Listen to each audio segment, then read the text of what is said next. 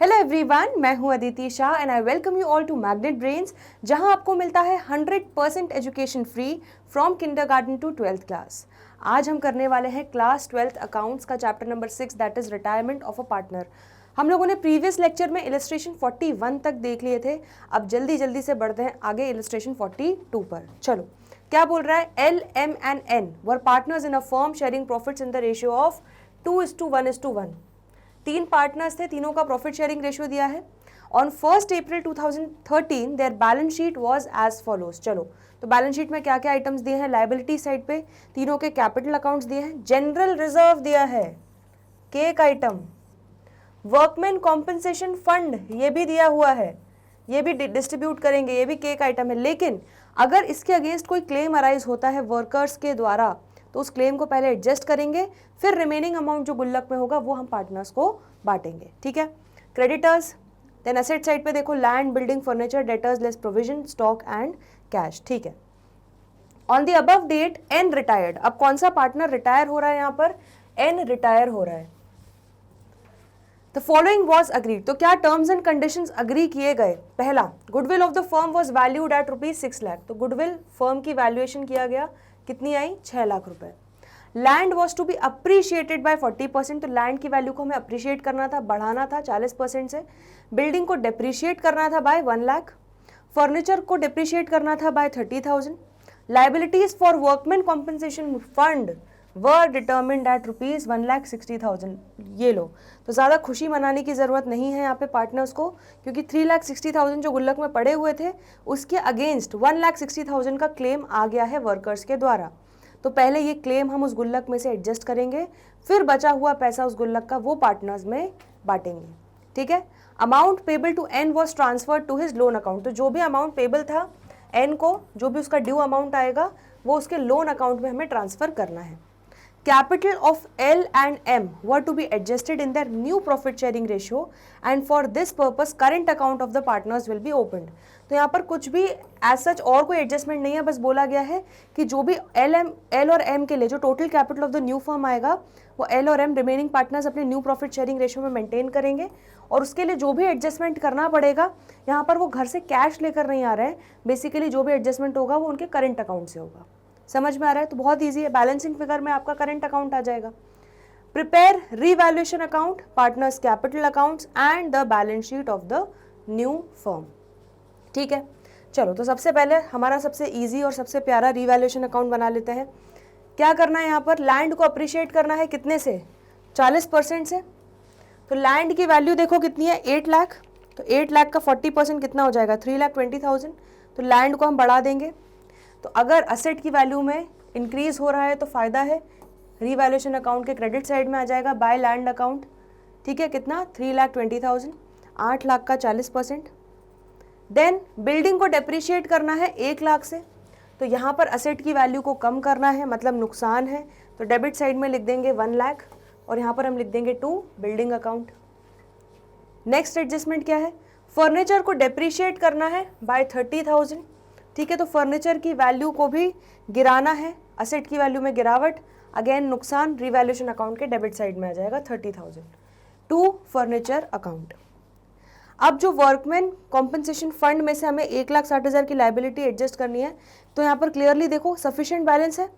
ठीक है। आपकी गुल्लक में 3,60,000 है ऑलरेडी वर्कमैन कॉम्पनसेशन फंड की गुल्लक में, तो यहाँ पर पूरा आपका क्लेम जो है वो गुल्लक से एडजस्ट हो सकता है, आपको कुछ भी एक्सेस रीवैल्यूएशन अकाउंट में चार्ज करने की ज़रूरत नहीं है। तो यहीं पर हमारा रीवैल्यूएशन अकाउंट जो है कंप्लीट हो जाता है। तो जल्दी से देखो क्या निकाल लेते हैं, प्रॉफिट या लॉस।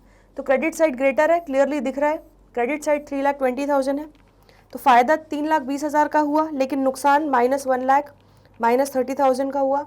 तो क्लियरली यहाँ पर हमारा नेट प्रॉफिट या गेन ऑन रीवैल्यूएशन कितना बच रहा है? 1,90,000। ठीक है। तो 1,90,000 का गेन ऑन रीवैल्यूएशन हुआ, जिसको हम 2:1:1 के रेशियो में तीनों पार्टनर्स में बांट देंगे। तो कितना हो जाएगा? 95,000 एल को मिलेगा एंड 47,500 एम और एन को मिलेगा। तो ये था आपका रीवैल्यूएशन अकाउंट। जल्दी से देख लो, इसमें कोई डाउट हो तो पूछ लो। सिंपल था बहुत ज़्यादा। चलो, अब आ जाते हैं पार्टनर्स कैपिटल अकाउंट पे। तो तीनों पार्टनर्स के कैपिटल अकाउंट बनाएंगे। अब यहाँ पर सबसे पहले तो शुरुआत करेंगे इनके जो ओपनिंग बैलेंसेज हैं बिफोर एडजस्टमेंट, कितना कितना है, 6 लाख, 4,80,000, 4,80,000 और 4,80,000। चलो, तो 6 लाख, 4,80,000 एंड 4,80,000 तीनों पार्टनर्स के आपने by balance brought down, that is opening balance लिख लिया बिफोर एडजस्टमेंट। चलो, अब सबसे पहले हम बैलेंस शीट आइटम से एडजस्टमेंट कर लेते हैं। तो ये केक आइटम तो पूरा डिस्ट्रीब्यूट कर देंगे, 4,40,000 जनरल रिजर्व। तो 4,40,000 को 2:1:1 के रेशियो में तीनों पार्टनर्स में बांट दो, कितना हो जाएगा, 2,20,000 एल को मिल जाएगा, 1,10,000 एम और एन को मिल जाएगा। तो ये आपने जनरल रिजर्व डिस्ट्रीब्यूट कर दिया। अब नेक्स्ट और क्या बांटना है, वर्कमैन कॉम्पनसेशन फंड। अब ये जो गुल्लक है, ठीक है, इस गुल्लक में से बेसिकली क्या करना है आपको, 3,60,000 पड़े हुए हैं इस गुल्लक में, इसमें से 1,60,000 तो आपको देना है क्लेम वर्कर्स को, ठीक है, जो आपका क्लेम आ गया है यहाँ पर। तो 1,60,000 तो आपको वर्कर्स को क्लेम देना है। तो बचा कितना, बचा 2 लाख। तो बचा हुआ 2 लाख हम पार्टनर्स में डिस्ट्रीब्यूट कर देंगे, ख़त्म करेंगे डिस्ट्रीब्यूट करके। तो 2 लाख को 2:1:1 के रेशियो में बांटो, तो कितना हो जाएगा, 1,50,000 एंड 50,000। तो यहाँ पर मैं ब्रैकेट में लिख देती हूँ, 3,60,000 का फंड था, गुल्लक था, उसमें से 1,60,000 वर्कर्स को क्लेम देना पड़ेगा, ठीक है, अगेंस्ट इंजरी और एनी हेल्थ इश्यूज, जो भी XYZ रीजंस हैं, ठीक है। रिमेनिंग अमाउंट जो 2 लाख बच रहा है गुल्लक में, वो हम तीनों पार्टनर्स में डिस्ट्रीब्यूट कर रहे हैं उनके ओल्ड प्रॉफिट शेयरिंग रेशियो में। यहाँ तक क्लियर हो गया। चलो, तो बैलेंस शीट के तो हमने आई थिंक सारे आइटम्स ले लिए, ठीक है। अब आ जाते हैं यहाँ पर रीवैल्यूएशन अकाउंट। तो रीवैल्यूएशन अकाउंट से जो गेन है वो भी हम पार्टनर्स के कैपिटल अकाउंट में ट्रांसफ़र कर देते हैं। तो एल को 95,000 मिल जाएगा, 47,500, 47,500 एम और एन को मिल जाएगा। तो यहाँ पर हम लिख देंगे बाय रीवैल्यूएशन अकाउंट ब्रैकेट में गेन, ठीक है, इतना समझ में आ गया। चलो, अब क्या एडजस्टमेंट बचा है ज़रा ध्यान से देखो। यहाँ पर goodwill of the firm was valued eight 6 lakh. तो फर्म की गुडविल 6 लाख है, ठीक है।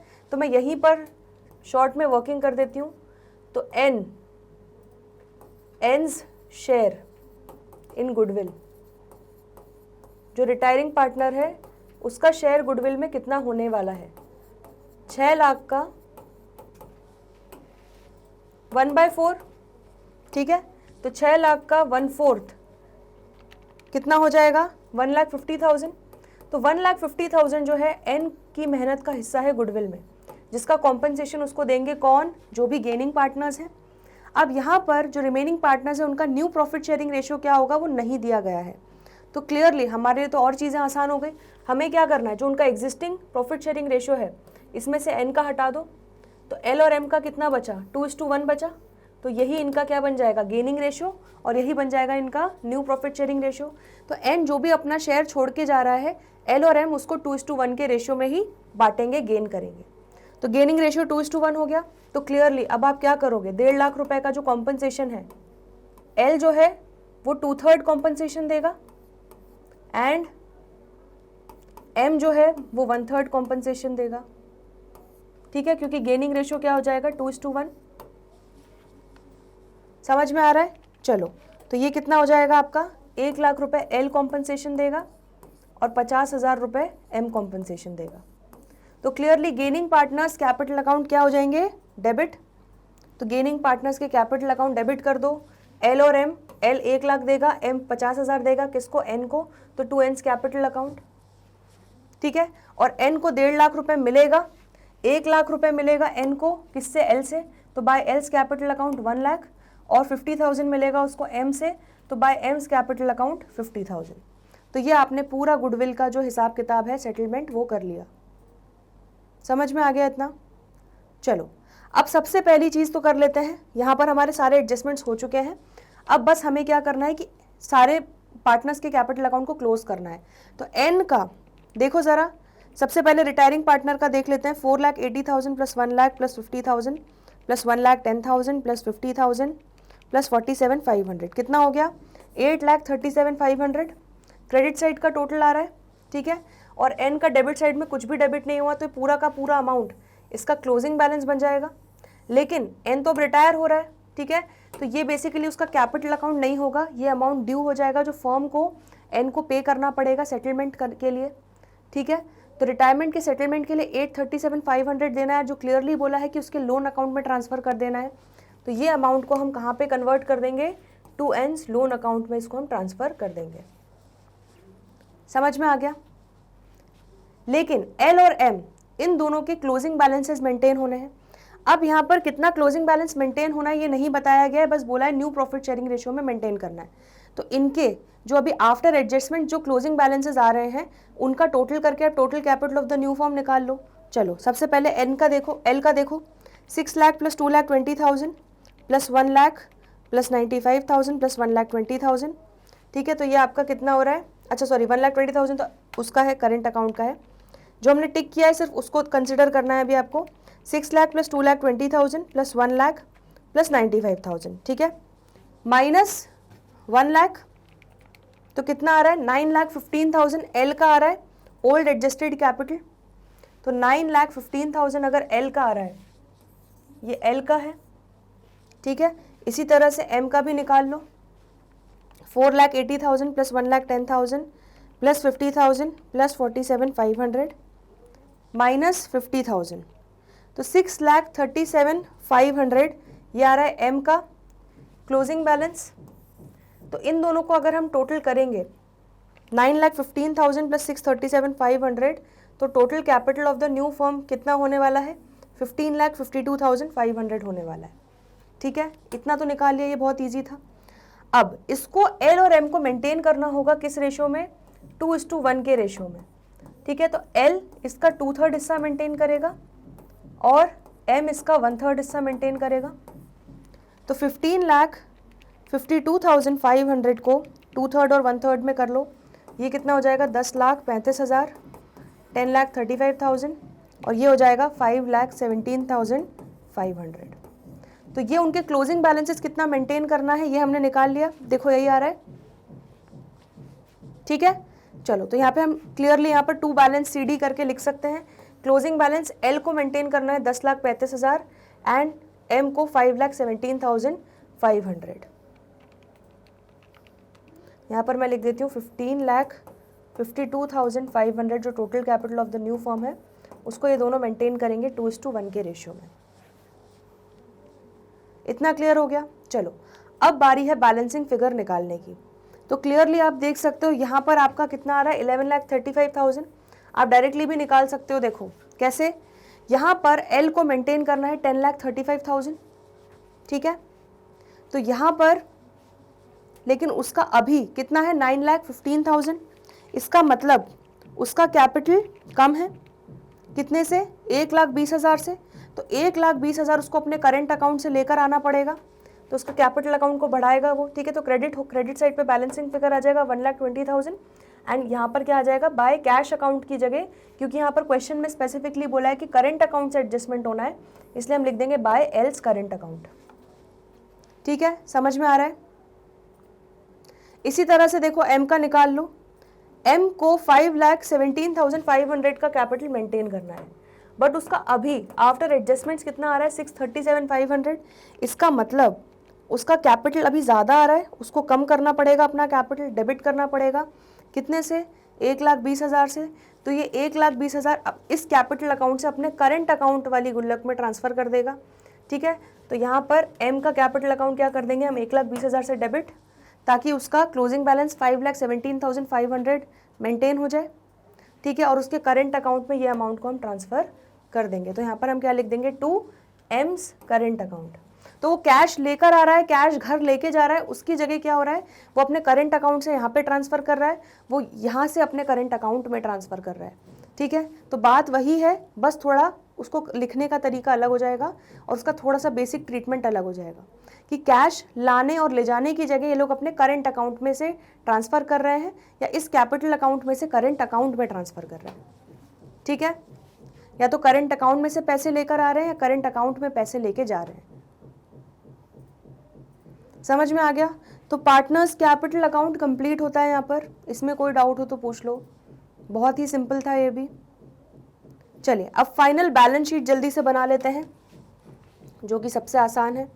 तो यहाँ पर सबसे पहले कैपिटल अकाउंट्स दिए थे, अब इसमें से एन का तो कैपिटल अकाउंट जो है वो लोन अकाउंट में कन्वर्ट हो गया। एल और एम के कितने कितने कैपिटल अकाउंट्स हैं, देखो हमने लिखे थे यहाँ पे क्लोजिंग बैलेंस 10,35,000 एंड 5,17,500। तो यहाँ पर एल 10,35,000, 5,17,500 कितना हो जाएगा 15,52,500 टोटल कैपिटल आ गया दोनों पार्टनर्स का मिला के। एन का जो कैपिटल अकाउंट था वो कन्वर्ट हो गया किस चीज़ में, लोन अकाउंट में। तो एन का लोन अकाउंट लाइबिलिटी है फर्म के लिए 837,500, इसको भी दिखा देंगे यहाँ पर, एन्स लोन 837,500। नेक्स्ट इसके बाद जनरल रिजर्व हमने बांट दिया। वर्कमैन कॉम्पनसेशन फंड की जो गुल्लक थी उसमें से 2 लाख रुपए आपने पार्टनर्स को बांट दिया है और 1,60,000 का क्लेम अभी आउटस्टैंडिंग है। तो ये गुल्लक तो फूट चुकी है, लेकिन वर्कमैन कॉम्पनसेशन क्लेम अभी 1,60,000 अभी आपको देना बाकी है, तो उसको हम दिखा देंगे एज लाइबिलिटी, फर्म के लिए बोझ है वो। तो वर्कमैन कॉम्पनसेशन क्लेम कितना दिखा दोगे 1,60,000। देन नेक्स्ट इसके बाद क्रेडिटर्स हैं 2,40,000 के, इसमें कोई चेंज नहीं है, तो क्रेडिटर्स को हम दिखा देंगे 2,40,000, ठीक है। देन नेक्स्ट इसके बाद असेट साइड पे आ जाओ। लैंड 8 लाख था और लैंड अब बढ़ गया है हमारा कितना 3,20,000 से बढ़ गया है, तो लैंड आप कितना दिखा दोगे असेट साइड पे 11,20,000 दिखा दोगे, ठीक है, समझ में आ रहा है। बिल्डिंग 6 लाख थी, बिल्डिंग डेप्रीशिएट हो गई 1 लाख से, तो बिल्डिंग को दिखा दोगे 5 लाख से। फर्नीचर कितना था आपका 2,40,000 और फर्नीचर डेप्रीशिएट हो गया है 30,000 से, तो फर्नीचर को दिखा दोगे 2,10,000 से, ठीक है। डेटर्स में कोई चेंज नहीं है, तो डेटर्स लेस प्रोविजन इतना ही दिखा देंगे 4 लाख माइनस 20,000, तो 4 lakh debtors minus less provision 20,000, 3,80,000 दिखा दोगे। स्टॉक में भी कोई चेंज नहीं है, कितना है 4,40,000, ठीक है। एंड कैश में भी कोई चेंज नहीं है 1,40,000। तो ये तो आपने सारी चीज़ें लिख ली। अब आपको जो मेन एक चीज़ इंपॉर्टेंट सीखनी है वो क्या, यहाँ पे करंट अकाउंट से एडजस्टमेंट किया है, ठीक है। तो यहाँ पर ये अपने करंट अकाउंट से पैसा लेकर आ रहा है, तो पार्टनर यहाँ पर एल का कैपिटल अकाउंट तो क्रेडिट हो रहा है, ठीक है। पार्टनर्स कैपिटल अकाउंट में एल साइड पर देखो, एल कॉलम में एल का कैपिटल अकाउंट क्या हो रहा है क्रेडिट, मतलब एल का करंट अकाउंट क्या हो रहा होगा डेबिट, ठीक है। तो एल के करंट अकाउंट को डेबिट किया गया है, तो यहाँ पर ये असेट साइड पे दिख जाएगा क्योंकि एल के करंट अकाउंट का डेबिट बैलेंस है 1,20,000, समझ में आ रहा है। इसी तरह से एम का ये पार्टनर्स कैपिटल अकाउंट में एम वाले कॉलम में डेबिट हो रहा है 1,20,000, तो यहाँ से ये 1,20,000 उसके करंट अकाउंट में जा रहा है, तो उसका करंट अकाउंट क्रेडिट हो रहा होगा। तो एम के करंट अकाउंट का क्रेडिट बैलेंस है, तो कहाँ पे दिखेगा लाइबिलिटी साइड पे, ठीक है। सारे क्रेडिट बैलेंसेस लाइबिलिटी साइड पे दिखेंगे और डेबिट बैलेंसेस सारे असेट साइड पे दिखेंगे। इतना तो आपको बेसिक पता ही है, हमने 11वीं क्लास में पढ़ा था, समझ में आ गया।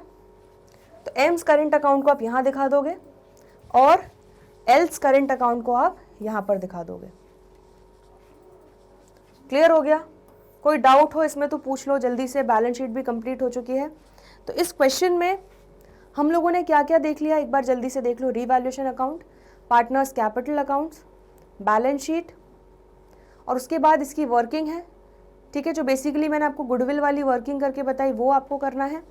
देन आपको total capital of the new firm निकालना है, दोनों के एडजस्टेड कैपिटल को टोटल करके रिमेनिंग पार्टनर्स के एडजस्टेड कैपिटल को टोटल करेंगे और फिर उस total capital of the firm को 2:1 जो कि उनका न्यू प्रॉफिट शेयरिंग रेशियो है उसमें दोनों मेंटेन करेंगे और जो भी बैलेंसिंग फिगर होगा वो अपने करंट अकाउंट से एडजस्ट करेंगे। तो बस इतनी सी कहानी थी हमारे इलस्ट्रेशन 42 की। इसमें कुछ भी डाउट हो तो पूछ लो। आगे बढ़ रहे हैं इलस्ट्रेशन 43 पर। G, E and F were partners in a firm sharing profits in the ratio of 7:2:1। तो 3 पार्टनर्स थे G, E, F, इनका प्रॉफिट शेयरिंग रेशियो दिया हुआ है 7:2:1। Balance sheet of the firm as at 31 March 2018 was as follows. चलो देखते हैं balance sheet में क्या क्या दिया हुआ है। कैपिटल्स दिए हैं तीनों के, क्रेडिटर्स, जनरल रिजर्व के एक आइटम एंड लोन फ्रॉम ई, ठीक है। तो फर्म ने ई से लोन लिया होगा तभी लाइबिलिटी साइड पे दिखा रहे हैं। अगर फर्म ने लोन दिया होता ई को तो उसको कहाँ दिखाते हैं, असेट साइड पे। क्यों? क्योंकि ई उनका क्या बन जाता, डेटर बन जाता, जिससे उनको पैसा लेना था। समझ में आ रहा है? अभी ई को पैसे देने हैं फर्म को, इसलिए लायबिलिटी साइड पे दिखाया है। चलो देन असेट साइड पे क्या क्या है, cash, sundry debtors, stock, machinery, land and building. ठीक है, E retired on the above date. अब ई रिटायर हो रहा है यहाँ पर। Then on E's retirement the following was agreed upon. तो क्या क्या टर्म्स एंड कंडीशन डिसाइड किए गए कि लैंड एंड बिल्डिंग को रिवैल्यू करना है at 1,88,000, machinery at 76,000 and stock at ₹10,000 and goodwill of the firm was valued at ₹90,000। ठीक है, a provision of 2.5% was to be created on debtors for doubtful debts. Net amount payable to E was transferred to his loan account to be paid later on. ठीक है, तो जो भी amount payable to ई होगा वो उसके loan account में हम ट्रांसफर कर देंगे, जो बाद में पे किया जाएगा। Total capital of the new firm was fixed at 2,40,000। तो यहाँ पर डायरेक्टली उन्होंने total capital of the new firm कितना रखना है वो बता दिया है। तो रिमेनिंग पार्टनर्स जो हैं, ठीक है, रिमेनिंग पार्टनर्स कौन कौन, जी और एफ। तो जी और एफ जो है वो क्या करेंगे, अपने न्यू प्रॉफिट शेयरिंग रेशियो में इसको मेंटेन करेंगे, which will be adjusted according to their new profit sharing ratio by opening current accounts. तो एडजस्टमेंट यहाँ पर कैश से नहीं होगा, वो कैश लेकर या घर ले से लेकर नहीं आएंगे और ना ही घर लेके जाएंगे। जो भी एडजस्टमेंट होगा उनके करंट अकाउंट से ही होना है। ठीक है, तो या तो वो अपने करंट अकाउंट से अपने कैपिटल अकाउंट में ट्रांसफर करेंगे या अपने कैपिटल अकाउंट से करंट अकाउंट में ट्रांसफर करेंगे, जो भी होगा वो हम देखेंगे। Prepare revaluation account, partners capital accounts and the balance sheet of the reconstituted firm. चलो, तो सबसे पहले शुरुआत करते हैं हम अपने रिवैल्यूएशन अकाउंट से। तो रिवैल्यूएशन अकाउंट में देखो, सबसे पहले लैंड एंड बिल्डिंग को रिवैल्यू किया गया 1,88,000। तो अभी लैंड एंड बिल्डिंग कितनी है, 1,20,000 है। इसका मतलब लैंड एंड बिल्डिंग की वैल्यू बढ़ गई कितने से, 68,000 से। तो फ़ायदा हुआ, असेट की वैल्यू बढ़ रही है, तो क्रेडिट साइड में लिख देंगे by land and building account 68,000। Next क्या है, देखो मशीनरी को 76,000 पे वैल्यू कर रहे हैं और मशीनरी अभी कितनी है, 80,000। मतलब मशीनरी की वैल्यू में गिरावट आ गई, कितने से, 4,000 से। तो 4,000 की जो गिरावट है वो नुकसान है, तो रिवैल्यूएशन अकाउंट के डेबिट साइड में लिख देंगे टू मशीनरी अकाउंट। इसी तरह से स्टॉक को 10,000 वैल्यू करना है, लेकिन स्टॉक की वैल्यू कितनी है, 14,000। तो स्टॉक की वैल्यू में भी 4,000 से गिरावट आ गई, असेट की वैल्यू कम हो रही है, नुकसान है। रिवैल्यूएशन के डेबिट साइड में लिख देंगे 4,000 टू स्टॉक अकाउंट। ठीक है, अभी गुडविल का वैल्यूएशन बाद में देखेंगे। Provision for 2.5% was to be created for debtors for doubtful debts. ठीक है, तो यहाँ पर डेटर्स कितने हैं, 24,000, उसका 2.5% निकालो, कितना हो रहा है, 600 रुपये। तो 600 रुपीज़ का हमें प्रोविजन क्रिएट करना है। ठीक है, तो प्रोविजन का क्रेडिट बैलेंस होता है, प्रोविजन लाइबिलिटी बढ़ रही है, एक तरीके से आप तैयारी कर रहे हो नुकसान के लिए। ठीक है, डाउटफुल डेट्स के लिए, बैड डेट्स के लिए तैयारी कर रहे हो, नुकसान है। रिवैल्यूएशन अकाउंट के डेबिट साइड में आ जाएगा 600 रुपये। ठीक है, क्लियर हो गया इतना। चलो, तो यहाँ पर हमने रिवैल्यूएशन अकाउंट पूरा कंप्लीट कर लिया। अब आप क्लियरली देख सकते हो क्रेडिट साइड 68,000 है, डेबिट साइड कम है, तो मतलब गेन ऑन रिवैल्यूएशन ही आना है। तो 68,000 माइनस 4,000 माइनस 4,000 माइनस 600, तो कितना हो जाएगा, 59,400 आपका क्या आ जाएगा, गेन ऑन रिवैल्यूएशन। तो गेन ऑन रिवैल्यूएशन को आप ट्रांसफ़र करोगे इन तीनों पार्टनर्स के ओल्ड प्रॉफिट शेयरिंग रेशियो में, कैपिटल अकाउंट में। तो 59,400 को हम 7:2:1 में बांट देते हैं। जी के कैपिटल अकाउंट में चला जाएगा 41,580, दैट इज़ 7/10। ये हो जाएगा 2/10 और ये हो जाएगा 1/10। ठीक है, तो 2/10 कितना हो जाएगा, 59,400 का 11,880 एंड 1/10 हो जाएगा 5,940। तो इस तरह से हमारा रिवैल्यूएशन अकाउंट पूरा कंप्लीट हो गया है। बहुत ही इजी था, इसमें कोई भी डाउट हो तो पूछ लो जल्दी से। चलो अब आगे बढ़ रहे हैं, पार्टनर्स कैपिटल अकाउंट बनाते हैं। तो सबसे पहले पार्टनर्स कैपिटल अकाउंट के लिए तीनों के ओपनिंग बैलेंसेस चाहिए होंगे, 1,40,000, 40,000 एंड 20,000। चलो, तो यहाँ पर हम ले लेते हैं by balance brought down 1,40,000, 40,000 and 20,000। ये इनके कैपिटल के बैलेंसेस हैं बिफोर ऑल द एडजस्टमेंट्स। अब सबसे पहले एक काम कर लेते हैं, रिवैल्यूएशन का गेन ट्रांसफ़र कर लेते हैं। तो 41,580 जी को मिल जाएगा, 11,880 ई को मिल जाएगा एंड 5,940 एफ को मिल जाएगा बाय रिवैल्यूएशन अकाउंट। ब्रैकेट में आप लिख देना गेन। ठीक है, चलो अब आ जाते हैं यहाँ पर केक आइटम जनरल रिजर्व को भी बांट देते हैं। 40,000, तो 40,000 को 7:2:1 के रेशियो में बांटो, कितना हो जाएगा 28,000, देन 8,000 एंड 4,000। ठीक है, तो जनरल रिजर्व को आपने बांट दिया इनके तीनों के ओल्ड प्रॉफिट शेयरिंग रेशियो में। इतना समझ में आ रहा है? ठीक है, अब इसके अलावा हम एक चीज़ और कर लेते हैं, गुडविल वाला एडजस्टमेंट कर लेते हैं। गुडविल का वैल्यूएशन कितना था 90,000, तो यहाँ पर अगर फर्म की गुडविल 90,000 है, ठीक है, तो यहाँ पर ई का शेयर कितना होगा, E's share is equal to 90,000 into, देखो ध्यान से, ई का शेयर कितना होगा 2/10, तो 90,000 इंटू 2/10, ये हो जाएगा आपका 18,000। तो 18,000 जो है वो ई का हिस्सा है, उसकी मेहनत का हिस्सा है गुडविल में, ठीक है, जिसका कॉम्पनसेशन उसको कौन देंगे, गेनिंग पार्टनर्स।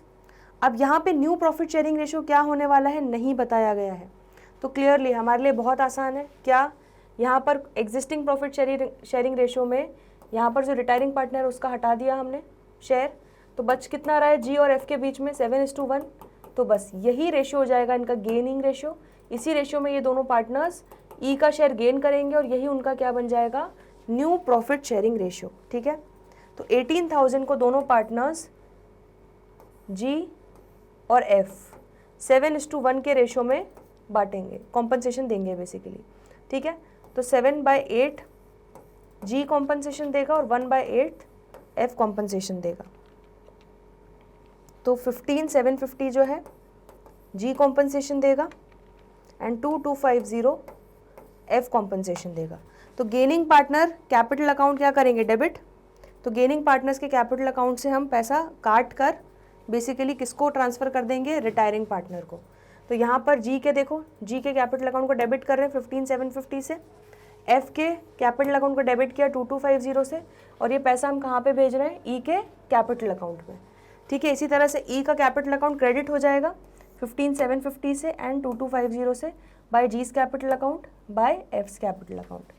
तो ये आपने कर दिया गुडविल का भी एडजस्टमेंट। समझ में आ गया? चलो, अब ई रिटायर हो रहा है तो उसका पूरा सेटलमेंट करना है, तो लोन फ्रॉम ई जो 60,000 रुपये है ये भी उसको पे करना होगा। तो इस पूरे लोन के टोटल अमाउंट को 60,000 को हम क्या करते हैं, अभी ई के कैपिटल अकाउंट में ट्रांसफ़र कर देते हैं। ठीक है, ये भी एक तरीके से लाइबिलिटी है जो फर्म को देनी है। ठीक है, जो भी अमाउंट कैपिटल का क्लोजिंग बैलेंस आएगा उसके अलावा ई का लोन भी देना है, तो इस 60,000 को भी हम यहाँ पे कैपिटल में जोड़ लेते हैं। ठीक है, ताकि हमारा टोटल निकल जाए, टोटल अमाउंट ड्यू कितना है। कैपिटल का तो टोटल अमाउंट ड्यू निकलेगा ही, लेकिन ये 60,000 को भी जोड़ने से हमारा एग्जैक्ट टोटल अमाउंट निकल जाएगा कि टोटल अमाउंट कितना ड्यू है लोन का मिलाकर प्लस उसके कैपिटल का क्लोजिंग बैलेंस मिला के। समझ में आ रहा है? चलो, तो यहाँ पे सारे एडजस्टमेंट्स हो चुके हैं। अब जल्दी से सबसे पहले तो रिटायरिंग पार्टनर की कहानी हम ख़त्म कर लेते हैं। 40,000 plus 11,880 plus 15,750 plus 2,250 plus 8,000 plus 60,000। ठीक है, तो 137,880 आ रहा है ई का क्रेडिट साइड पे। डेबिट साइड में कुछ भी नहीं डेबिट हुआ है, तो पूरा का पूरा 137,880 का क्या हो जाएगा, ई का लोन अकाउंट हो जाएगा। ये पूरा अमाउंट ई के लोन अकाउंट में हम ट्रांसफ़र कर देंगे कि टोटल अमाउंट कितना ड्यू हो रहा है जो देना पड़ेगा ई को। ठीक है, उसके रिटायरमेंट पर। ठीक है, समझ में आ गया? चलो, अब यहाँ पर हमारे लिए चीज़ें बहुत आसान है। क्यों? क्योंकि हमें क्लियरली बोल दिया गया है कि 2,40,000 रुपये को न्यू प्रॉफिट शेयरिंग रेशियो में मेंटेन करना होगा क्लोजिंग बैलेंस। तो यहाँ पर हम दोनों का क्लोजिंग बैलेंस लिख लेते हैं। 2,40,000 को 7:1 हमने निकाला था न्यू प्रॉफिट शेयरिंग रेशियो, इन दोनों पार्टनर्स को मेंटेन करना होगा। दैट मीन्स 2,10,000, 2,40,000 का 7/8 कितना होता है, 2,10,000 और 1/8 होता है 30,000। ठीक है, तो इन दोनों पार्टनर्स को इतना इतना मेंटेन करना है। अब जो भी डिफरेंस है, ठीक है, वो उनके करंट अकाउंट से एडजस्टमेंट होगा। चलो, तो यहाँ पर हम निकाल लेते हैं। डेबिट साइड का टोटल देखो कितना आ रहा है, जी का 225,750, 225,750 माइनस 1,40,000 माइनस 41,580 माइनस 28,000। तो यहाँ पर बैलेंसिंग फिगर आ रहा है 16,170, तो ये जी के करंट अकाउंट से ट्रांसफ़र करके लेकर आएंगे। दैट मीन्स 16,170 से इसका कैपिटल अकाउंट का क्लोजिंग बैलेंस में कमी होगी तो ये अपने करंट अकाउंट से ट्रांसफ़र करके लेकर आएगा, ठीक है। इसी तरह से एफ़ का भी निकाल लो। एफ़ का टोटल कितना हो रहा है डेबिट साइड का, 32,250, 32,250 माइनस 20,000 माइनस 5,940 माइनस 4,000, तो 2,310 की इसके कैपिटल की क्लोजिंग बैलेंस में कमी रह गई होगी। जो इसका ओल्ड एडजस्टेड कैपिटल आ रहा होगा वो 2,310 के अमाउंट से कम होगा, इसलिए ये अपने करंट अकाउंट से 2,310 ट्रांसफ़र करेगा इस कैपिटल अकाउंट में, ताकि इसका क्लोजिंग बैलेंस 30,000 मेंटेन हो सके, ठीक है। तो इसको रटना नहीं है, इसको लॉजिकली समझो कि यहाँ पे क्या कहानी चल रही है।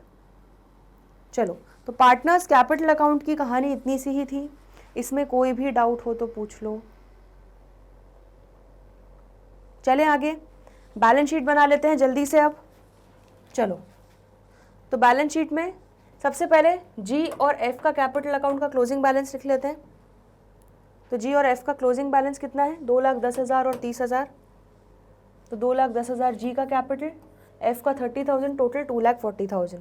ई का तो अब कोई कैपिटल अकाउंट रहेगा नहीं, उसका बस जो अमाउंट ड्यू है वो उसके लोन अकाउंट में दिखा देंगे 137,880। तो लाइबिलिटी साइड पे दिखा देंगे ईज लोन 137,880, ठीक है। तो यहाँ पर ई का कैपिटल अकाउंट अब रहेगा नहीं। क्रेडिटर्स में कोई चेंज नहीं है, 28,000 रहेंगे। बाकी जनरल रिजर्व और लोन फ्रॉम ही हम सब कुछ उसके कैपिटल अकाउंट में ही ये सब चीज़ें भेज चुके हैं, ठीक है। तो अब सीधे सीधे बस क्रेडिटर्स लिख लेते हैं 28,000। तो लाइबिलिटी साइड कंप्लीट हो गया। यहाँ पर हमारा टोटल कितना आ जाएगा, 4,05,880।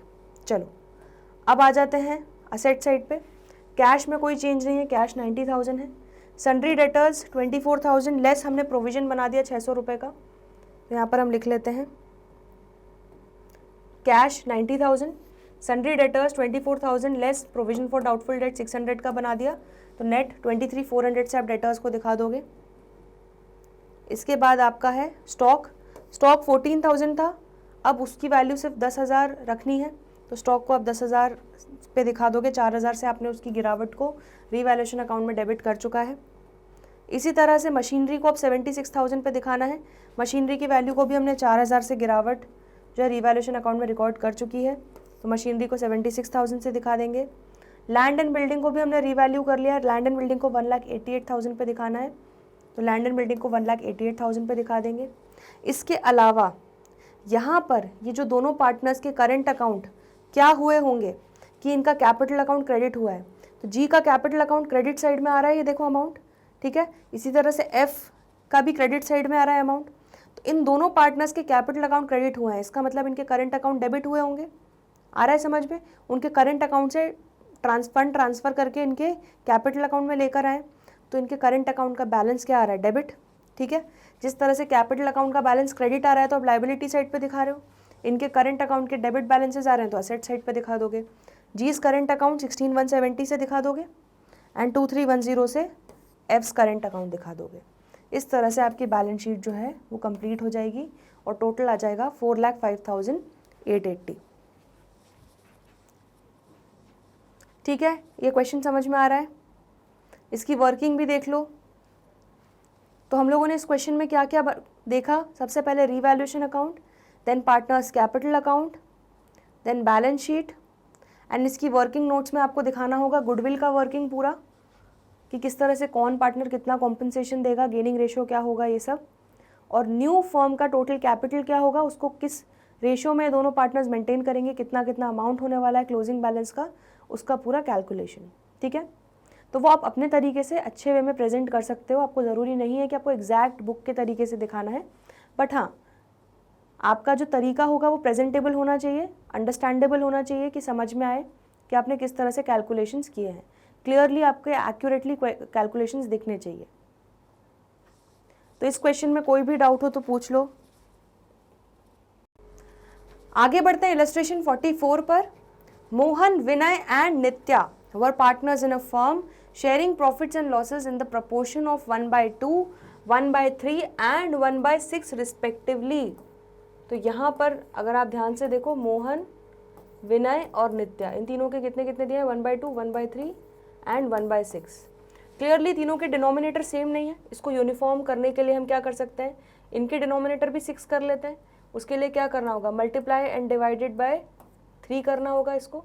इसको मल्टीप्लाई एंड डिवाइड बाई 2 करना होगा, ठीक है। तो क्या रेशियो हो जाएगा, 3/6, 2/6, 1/6, तो इसको हम लिख सकते हैं 3:2:1, ठीक है। तो बेसिकली इनका प्रॉफिट शेयरिंग रेशियो है 3:2:1। On 31 March 2018 there balance sheet was as follows. चलो तो बैलेंस शीट देखो क्या क्या दिया हुआ है। क्रेडिटर्स, एम्प्लॉयज प्रोविडेंट फंड को हाथ नहीं लगा सकते। कंटिजेंसी रिजर्व भी केक आइटम है, इसको डिस्ट्रीब्यूट कर देंगे। कैपिटल्स तीनों पार्टनर्स के दिए हुए हैं। Cash at bank asset side पे दिया हुआ है। बिल्स रिसीवेबल्स, बुक डेट्स मतलब बेसिकली डेटर्स ही होते हैं ये। Less provision for doubtful debts, plant and machinery and land and building, ठीक है। Mohan retired on the above date and it was agreed that. कौन रिटायर हो रहा है, मोहन रिटायर हो रहा है। और क्या क्या टर्म्स एंड कंडीशंस डिसाइड की गई। प्लांट एंड मशीनरी को डेप्रिशिएट किया जाएगा बाय 5%। ओल्ड कंप्यूटर्स, अब ध्यान से देखो क्या बोल रहे हैं, प्रीवियसली रिटन ऑफ, मतलब बुक्स में इसका कोई एग्जिस्टेंस ही नहीं है, इसको हम राइट ऑफ कर चुके हैं, ठीक है। ये बेसिकली हमारे बुक्स में जीरो दिख रहा था, जीरो वैल्यू पे था, और ये बेसिकली हमारे पास हमारे स्टोर रूम में पड़ा होगा। इसको हम क्या कर रहे हैं, बेच रहे हैं, ठीक है। रद्दी वाले को बेच रहे हैं, कितने में, 4000 में बेच रहे हैं, एज स्क्रैप बेच रहे हैं, ठीक है। तो यहाँ पर इसका आपको क्या ट्रीटमेंट करना होगा ये आपको अच्छे से पता है, एक बार हम और डिस्कस कर चुके हैं, देखते हैं कितने लोगों का सही आता है। Bad debts amounting to ₹3000 will be written off and a provision of 5% on debtors for bad and doubtful debts will be maintained, ठीक है। तो यहाँ पर ऑलरेडी आपका प्रोविजन बना हुआ है 2000 का, लेकिन बैड डेट्स हो गई कितनी, 3000 की, और हमें क्लोजिंग बैलेंस मतलब प्रोविजन का 5% मेंटेन करना है कितने, डेटर्स पे। तो इसके लिए बेसिकली हम एक छोटा सा वर्किंग नोट बना लेंगे, ठीक है। तो उससे समझ में आ जाएगा, पूरी कैलकुलेशंस हो जाएंगी। Goodwill of the firm was valued at ₹1,80,000 and Mohan's share of the same was credited in his account by debiting Vinay's and Nitya's account, ठीक है। तो वही गुडविल का कॉम्पनसेशन देना पड़ेगा रिटायरिंग पार्टनर को, गेनिंग पार्टनर्स को। The capital of the new firm was to be fixed at 90,000। तो यहाँ पर आपको directly capital, total capital of the new firm कितना रखना है वो दे दिया गया है, 90,000, ठीक है। And necessary adjustments were to be made by bringing in paying off cash as the case may be. तो क्या बोल रहे हैं यहाँ पर, जो भी नेसेसरी एडजस्टमेंट होगा, या तो कैश लाना पड़ेगा या तो कैश लेके जाना पड़ेगा, जो भी एडजस्टमेंट होगा वो हमें कैश के थ्रू करना है, ठीक है। तो यहाँ पर अगर कैपिटल जैसा भी होता है, अगर कम पड़ेगा तो क्या करना पड़ेगा, पार्टनर्स को घर से कैश लेकर आना पड़ेगा। अगर कैपिटल ज़्यादा हो रहा होगा तो सही कैपिटल, क्लोजिंग बैलेंस का जो हमें दिया हुआ है अमाउंट, उसके हिसाब से कैपिटल मेंटेन करने के लिए पार्टनर्स को कैश घर पर लेके जाना पड़ेगा, ठीक है। जो भी होगा एडजस्टमेंट वो हम देख लेंगे। Vinay and Nitya will share future profits in the ratio of 3:2। तो इन्होंने हमारा काम और आसान कर दिया, इन्होंने फ्यूचर प्रॉफिट शेयरिंग रेशियो में ऑलरेडी दे दिया है। Prepare revaluation account, partners capital accounts and the balance sheet of the reconstituted firm, ठीक है। तो चलो सबसे पहले हम बना लेते हैं रीवैल्यूएशन अकाउंट। रीवैल्यूएशन अकाउंट में सबसे पहले क्या आएगा, प्लांट एंड मशीनरी को हमें डेप्रिशिएट करना है बाय 5%। प्लांट एंड मशीनरी की वैल्यू कितनी है, 1,20,000, उसका 5% निकाल लो, कितना हो गया, 6,000। तो 6,000 से प्लांट एंड मशीनरी की वैल्यू में गिरावट आएगी, मतलब नुकसान हो रहा है, तो डेबिट साइड पे लिख देंगे 6,000 to plant and machinery account, ठीक है। देन ओल्ड कंप्यूटर जो पहले राइट ऑफ कर चुके हैं उसको हम बेच रहे हैं, कितने में, 4,000 में, ठीक है। तो आप कंप्यूटर का आप कुछ भी ट्रीटमेंट नहीं कर सकते क्योंकि बुक्स में इसकी वैल्यू क्या है, 0 है, ये बुक्स में एग्जिस्ट ही नहीं करता, ठीक है। तो अब यहाँ पर क्या हो रहा है, जब इसको आप बेच रहे हो एज स्क्रैप, तो आपको 4,000 रुपये क्या मिल रहा है, कैश मिल रहा है या बैंक अमाउंट मिल रहा है आपको, ठीक है, पैसा मिल रहा है। तो आपको जो पैसा मिल रहा है, जो कैश मिल रहा है, क्या करोगे, आपका असेट बढ़ रहा है, फ़ायदा है, तो रीवैल्यूएशन अकाउंट के क्रेडिट साइड में दिखा दो कि 4,000 रुपये हमें मिल रहे हैं। तो इससे आपको कंप्यूटर की वैल्यू में छेड़छाड़ नहीं करनी है। कंप्यूटर की वैल्यू 0 आपकी बुक्स में राइट ऑफ कर चुके हो, तो कंप्यूटर वर्ड नहीं आएगा, ठीक है, क्योंकि आपकी बुक्स में वो एग्जिस्ट ही नहीं करता। इसलिए आप इसका दूसरा पर्सपेक्टिव से देखोगे कि आप इसको बेच रहे हो तो आपको कैश मिल रहा है, आपका कैश या बैंक बैलेंस बढ़ रहा है, तो उसके कारण असेट बढ़ रहा है, तो रीवैल्यूएशन अकाउंट के क्रेडिट साइड में आ जाएगा 4,000, यहाँ पर आप लिख दोगे बाय बैंक अकाउंट। समझ में आ गया, ठीक है। चलो अब इसका थोड़ा सा हम देख लेते हैं, बैड डेट्स वाला बहुत सिंपल है, देखो कुछ भी नहीं करना, मैं आपको रफ में एक्सप्लेन कर देती हूँ यहाँ पर, ठीक है। सबसे पहले मैं आपको जर्नल एंट्रीज के थ्रू समझा देती हूँ। देखो बैड डेट्स हुई, ये बेसिक एंट्रीज हैं जो हमने 11th क्लास में सीखी हैं। बैड डेट्स क्या हुआ, लॉस होता है, तो लॉस को क्या करते हैं, debit, bad debts account debit कितना 3000 से डेबिट हो गया। 2 डेटर्स की वैल्यू कम हो जाती है।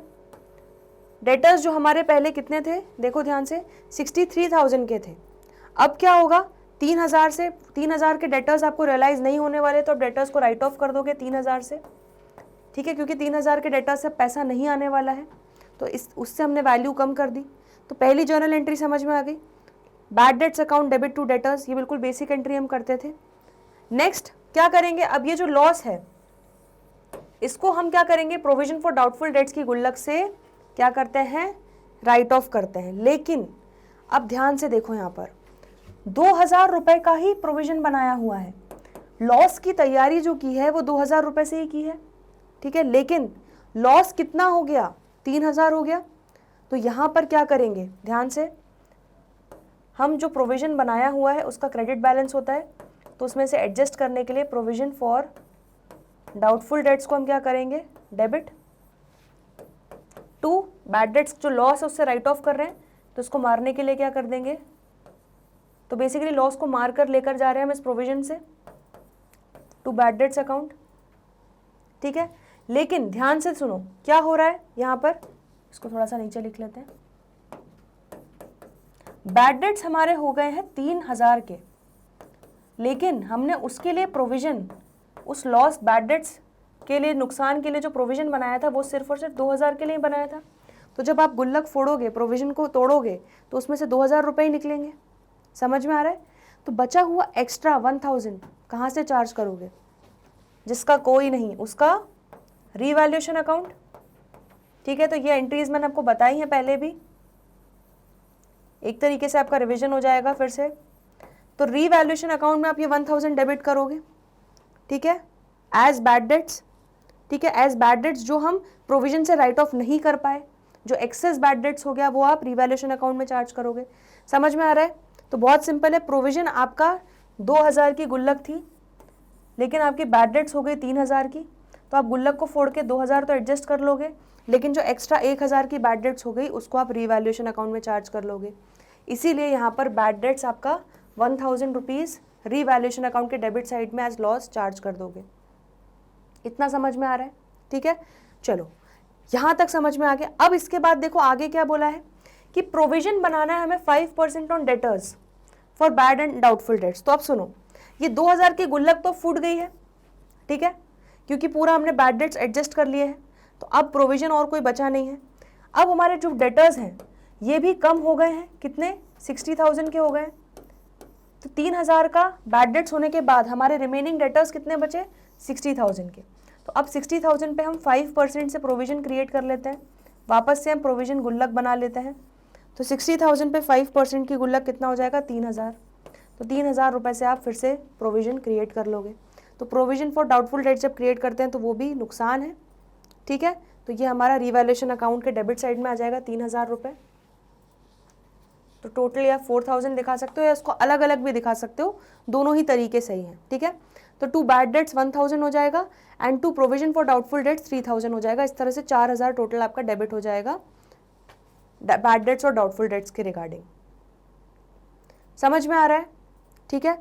तो बस इसमें ये एक इंपॉर्टेंट एडजस्टमेंट था जो आपको समझना, basic logic, basic common sense थी और कुछ भी नहीं था, ठीक है। बैड डेट्स में जितना भी एक्सेस नुकसान हुआ, जितना हमने प्रोविजन नहीं बनाया था, जो एक्सेस बैड डेट्स हो गई, ठीक है, जितना रिमेनिंग था प्रोविजन पूरा एडजस्ट कर लिया, उसके बाद जो बैड डेट्स बची उसको रिवैल्यूएशन अकाउंट में चार्ज कर दिया 1,000, और उसके बाद रिमेनिंग डेटर्स जो थे 60,000 के, उस पर वापस से 5% का प्रोविजन मेंटेन करना है, क्योंकि हमारी पहली वाली गुल्लक 2,000 वाली फूट चुकी है।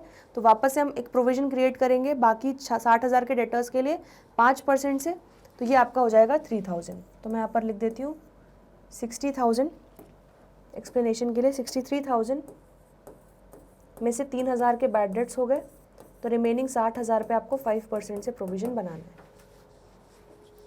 समझ में आ गया। चलो, तो यहाँ पर क्लियरली आप देख सकते हो डेबिट साइड इज ग्रेटर, तो ये हो जाएगा 10,000 माइनस 4,000, तो आपका लॉस ऑन रीवैल्यूएशन आ जाएगा, ठीक है, नुकसान ज़्यादा हुआ है, तो लॉस ऑन रीवैल्यूएशन कितना आ जाएगा 6,000, और 6,000 को हम बांट देंगे इन तीनों पार्टनर्स में 3:2:1 के रेशो में। तो मोहन, विनय एंड नित्या, तो इनको 3:2:1 के रेशो में 6,000 को लॉस को डिस्ट्रीब्यूट करो, मोहन 3000 बेयर करेगा, विनय 2000 एंड नित्या 1000। समझ में आ रहा है? ठीक है, तो ये थी रीवैल्यूएशन अकाउंट की कहानी। इसमें कोई भी डाउट हो तो पूछ लो। चलिए नेक्स्ट पार्टनर्स कैपिटल अकाउंट पे आगे बढ़ते हैं। तो सबसे पहले तीनों के ओपनिंग बैलेंसेस क्या है बिफोर एडजस्टमेंट, 1,20,000, 1 लाख और 90,000। चलो तो ये लिख लेते हैं। तो मोहन का है बैलेंस 1,20,000, विनय का 1 लाख एंड नित्या का 90,000। तो बाय बैलेंस ब्रॉट डाउन। ठीक है, अब जैसे जनरल रिजर्व बांटते हैं उसी तरह से कंटिजेंसी रिजर्व को भी हम बांट देंगे 30,000 को 3:2:1 के रेशो में। तो कितना कितना हो जाएगा, ये हो जाएगा 15,000, 10,000 एंड 5,000। तो कंटिजेंसी रिजर्व को भी 3:2:1 के रेशो में हमने बांट दिया। ठीक है, इसके बाद और देख लेते हैं बैलेंस शीट में और कोई आइटम है नहीं। तो अब यहाँ पर रीवैल्यूएशन पे जो लॉस हुआ ये तीनों पार्टनर्स के कैपिटल अकाउंट के डेबिट साइड में भेज देते हैं। तो यहाँ पर रीवैल्यूएशन लॉस मोहन 3,000 बेयर करेगा, विनय 2,000 एंड नित्या 1,000। ठीक है, यहाँ तक क्लियर हो गया। चलो अब यहाँ पर गुडविल का हम कैलकुलेशन कर लेते हैं। Goodwill of the firm was valued eight 1,80,000। तो मैं यहीं पर शॉर्ट में निकाल लेती हूँ। तो मोहन का शेयर कितना हो जाएगा, मोहन शेयर 1,80,000 इंटू, देखो ध्यान से, मोहन का शेयर कितना हो जाएगा 3/6।